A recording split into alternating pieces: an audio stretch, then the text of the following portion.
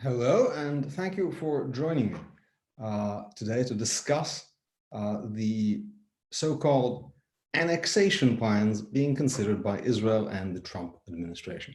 I'm Professor Eugene Kontorovich, a professor of constitutional and international law at George Mason University Scalia Law School and the director of its Center for the Middle East and International Law. You've certainly read in the newspapers about this plan, this idea that Israel will annex all or parts of the West Bank. We're here to talk about what this means in international law, what this means for Israel's relations with the Arab world. Now, as with so many things in this conflict, starting with the West Bank, the 1967 borders of Israel, the name that is used almost universally now for this, the word that is used fundamentally inaccurate about what is being contemplated. So in the newspapers, this is being called an annexation plan. There is no annexation plan. What is annexation? You're at your computer now, so you can Google it.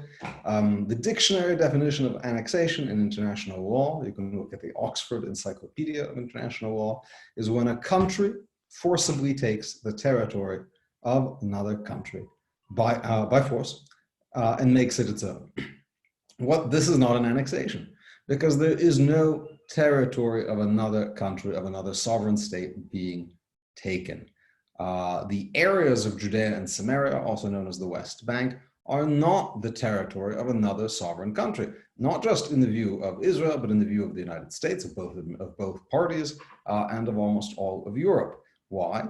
Because Israel liberated this territory from 1967 from Jordan, which had occupied it itself from Israel in 1948. So this was not Jordan's territory. No country recognized this as Jordan's territory when Israel took it. And since then, it has been under Israeli control continuously. And there is no state of Palestine, not recognized by the US, not recognized by President Trump, not recognized by President Obama, not recognized by almost every country of the European Union, which are not big friends of Israel. So there is no state. People say this is like Russia taking Crimea from Ukraine. It's exactly not like that, because, of course, Crimea undisputedly belonged to Ukraine, and these territories unmistakably do not belong to any other state. And I would argue Israel actually has the strongest claim to already having sovereignty over them. So this is not a land grab. This is not annexation. There's a lot of other mistaken ideas about this, which I want to just briefly dispel, that are, I think, just entirely untrue and are based on an unfamiliarity with the plan. But first, let me say a few words about what the plan actually entails, what is being contemplated. Okay, first, a little bit of history. The entire area where Israel is and the area around it, the West Bank and Gaza, they were all part of one thing up to 1948. They were all part of what was called Mandatory Palestine, which was one of the numerous mandates administered by the League of Nations, this one to become a national home for the Jewish people. There was no West Bank. There was no subunit of Palestine called the West Bank. This was not a division, a boundary that had any prior historical, demographic, topographical basis. So at the end of the mandate, Israel declares independence in the land of Israel, in Eretz Israel, in mandatory Palestine. This was not because of the United Nations Resolution 181, which suggested that Israel be cut up into tiny little pieces. Israel declared independence as an act of self-determination of the Jewish people. They were not helped by the United Nations. And indeed, the United Nations did not raise a finger when all of the surrounding Arab countries invaded it. And they invaded it to prevent the creation of any Jewish state in this territory, between the river and the sea, between the Jordan River and the Mediterranean. The Arab countries were partially successful because they managed to take over some of this territory. They took over an area in the southwest of mandatory Palestine, known as Gaza, and an area, the large eastern central chunk of the territory, which came to be known as the West Bank. It came to be known as the West Bank by Jordan, which was the country that occupied it and conquered it. You can see the name comes from the fact that it was under Jordanian occupation. For the Jordanians, this area was on the west bank of the Jordan River. So this area, the West Bank, was under, which was just the Jordan's name for it, came under Jordanian occupation, and Jordan occupied it until 1967, when, of course, in the Six-Day War, Israel liberated all of these areas, including Eastern Jerusalem, the Old City, and the Temple Mount, which was all previously under Jordanian occupation. When the Jordanians occupied it in 1948, they ethnically cleansed and expelled every single Jew from the territory. Some background. Okay, so Israel retakes this territory in 1967. Some part of this territory, it immediately applied Israeli law to. That is to say, what is being contemplated now is nothing new. It is basically a slight expansion of what Israel immediately did. And I think that we're all very happy, especially people involved with Project Inspire and Aish, are very happy that this happened in 1967. Israel applied Israeli law and jurisdiction. This is the action that they're now contemplating doing in other territories. They applied that to Eastern Jerusalem, including the Old City, and where Aish, of course, is based, and to surrounding small sections of the West Bank. They said, we're putting this under direct Israeli law, so it will be ruled under the laws of Israel. They did not do that, and as a result, Jerusalem has become a flourishing city. The Old City is a place we can go, we can learn, we can study, and it can be built and it can be developed because it's under a regular Israeli law. They did not apply regular Israeli law to the rest of the West Bank, or Judea and Samaria, as it's known in Hebrew. Why not? Not because Israel did not believe any of this territory was theirs, that they had a sovereign claim to. Indeed, the law which was passed in 1967, allowing for the extension of Israeli law, that enabled the extension of Israeli law to Jerusalem and surrounding areas, specifically said that Israeli law can be applied by the government when it decides to any part of Eretz Israel, which of course includes Judea and Samaria, which Judea and Samaria is the center of Eretz Israel.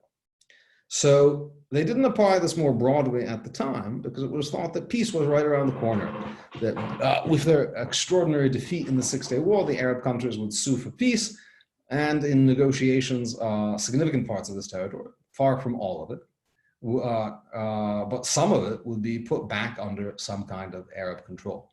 So what's the point of going through the process of applying Israeli law and legally integrating this in the Israeli domestic legal system if it's going to have to be then cut apart again? Why glue it together and unify it if you're going to have to cut it apart shortly? Now, of course, the Arabs met Israeli peace overtures with the famous three no's: no to negotiations, no to peace, no to everything, and they've been saying no ever since. In the early 90s, Israel started negotiating directly with the Palestinians, with the possible idea of turning some of this territory over for a Palestinian state, and the Palestinians said no twice under President Clinton's watch. They said no to Bush, they said no to Secretary Kerry under Obama, and they have rejected a state over and over and over and over. In the meantime, the territories are still governed by the same administrative system that was set up as a temporary measure in 1967. They're governed by the military. It's under a system of military law because that was supposed to be temporary. And the system of military law was never thought to be a normal system for people to live in indefinitely. Since 1967, Jews have returned to these territories, which have been historic Jewish sites from which they had been expelled in 1948 by the Jordanians. They've built flourishing towns, and over 400,000 Jews live in these places. But the growth of these communities and their normal lives have been greatly stunted by the fact that they're not administered by the same legal system that administers all of Israel. So, for example, property law. What's the property law that applies in this territory? Well, the military doesn't have a basis for property law. It doesn't have a body of property law at its disposal. So it just said, we're going to use what the Jordanians used, which was Ottoman law combined with some British and Jordanian law. Do any of you know a good Ottoman property law? Me neither. So building anything, a school, a roadway, which is going to be used and benefit the Palestinian population also, all of it becomes a 20-year laborious process that greatly stunts the growth of these communities. That's why we see, even just in the Jewish neighborhoods of Eastern Jerusalem, including the Old City, there are now as many people, basically more people than in all of Judea and Samaria, because the growth is greatly stunted by this temporary legal limbo that has turned out to be permanent. As we have seen many times in the Middle East, nothing turns out to be as permanent as the temporary. Environmental laws don't apply. There's a whole, it's a system of government that was never intended to be durable. And Israel was pressured by the international community to keep this temporary system in place because the international community, much of it, is of the opinion that it's a crime for Jews to live anywhere in this territory, that it's a war crime. This is the only context in which any country has ever said, in which the international community or the UN has ever said, that a group living, an ethnic group of people living in a particular area is a crime. It's not a crime for anyone else to live anywhere else, but for Jews to live in Judea, the international community says it's a crime, and we want the Jews gone. If there's ever to be a Palestinian state, the international community says, we agree with the Palestinian demand, a unique and extraordinary and illiberal demand, that the Palestinian state start off pre-cleansed of Jews. So all the Jews who live there, you're going to have to take most of them out anyway. So don't apply your law to these areas, because you're going to have to unapply it anyway. Don't bother. And the non-application of Israeli law, of Israeli civilian law, became a symbol, a token of the notion that the ethnic cleansing of Jews from the historic homeland is some kind of normal or acceptable part of a peace process. The Trump administration has some great moral clarity on this. And they say, we're not against a Palestinian state. We believe in a Palestinian state. We have a vision for a Palestinian state. That Palestinian, but people living, settlements are not a problem to peace. Israel has a 20% Arab minority. You can have Jews living in an Arab state, in a Palestinian state, if it's truly peaceful. And in any case, just as it would be, it's unacceptable, it's unthinkable, it's immoral to talk about peace based on expelling Palestinians from their homes. It is unacceptable to talk about peace based on expelling Jews from their homes. This is not going to be the recipe. No Jew has to move. And as a result, there's no reason not to integrate these places fully in the legal system of Israel. So those are the two main reasons: the regularizing the lives of these people, not having the Palestinians be able to hold the 400 and some thousand Jews who live there in legal limbo because of their refusal to make peace, and signaling and making clear that the expulsion of Jews is not going to happen. It was tried in Gaza to make peace. It had very disastrous results, and it's immoral from first principles. Okay, so that's the background. What is the plan? What is the idea? The idea is not that Israel is going to take over all of the West Bank. The Palestinian Authority runs about half of the West Bank and Gaza. They run through Hamas. Almost all the Palestinians, the great majority of Palestinians, live under the jurisdiction of the Palestinian Authority, which makes the laws for them, which governs them, makes their educational curriculum, inciting terror. None of that is going to change. None of this plan applies to the Palestinians. It's not about the Palestinians. It's about regularizing the lives of Israelis. It's to take the about 30% of the West Bank where the Jewish communities are and just apply Israeli law to them. It's not a geographic thing. They're not all in one place. It's a jurisdictional thing. Say these places that Israel already governs through a military commander, Israel will now just govern the regular old-fashioned way directly through the Knesset, through Israel's parliament. That's the plan. What does it do to the Palestinians? Nothing. If they did not, no Palestinian is going to be moved from their home. No Palestinian is going to be subject to Israeli authority who was not previously already under Israeli authority. No Palestinian is going to be governed by Israel as a result of this. No Palestinian is going to drive through a checkpoint as a result of this. If they didn't read about it in the papers, the Palestinians would not know about it, except perhaps because it will greatly facilitate construction of new industries and roads, which will also be used by the Palestinians and have great benefit for them. This is about normalizing the lives of Israelis. It's about doing to the Jewish communities, doing to Efrat and Shiloh and Beit El and Kiryat Arba, Hebron, what was already done to Jerusalem to allow them to flourish, and saying no to expulsions. At the same time, Israel says, we're prepared to negotiate with the Palestinians for peace, as that we have always been prepared but now based on the Trump peace vision, which has been endorsed by many Arab countries. So it's not about the Palestinians. It doesn't hurt the Palestinians, except by rejecting their racist demand of an ethnically pre-cleansed state.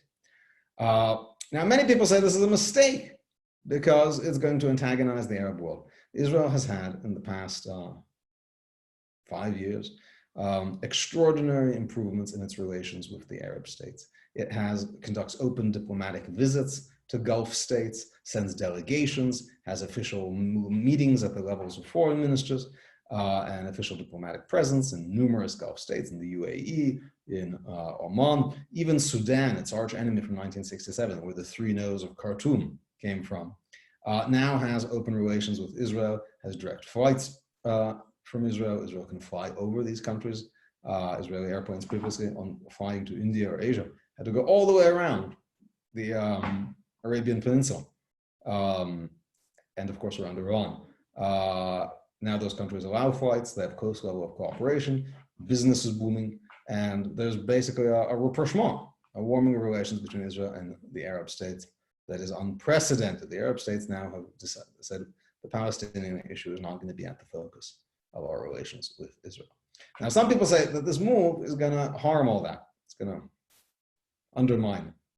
Now, this is not true, and it's kind of a boy who cries wolf story. The same arguments that there's going to be violence, there's going to be a big diplomatic reaction, it's going to break down relations with the Arab world, were the exact same arguments that were made by critics of the Trump administration's plan to recognize Jerusalem, the united Jerusalem, i.e. the areas Israel already put under Israeli law that were retaken in 1967, to recognize those parts of Jerusalem as the sovereign capital of Israel, moving the embassy, recognizing the Golan, which was also put under Israeli control in 1967.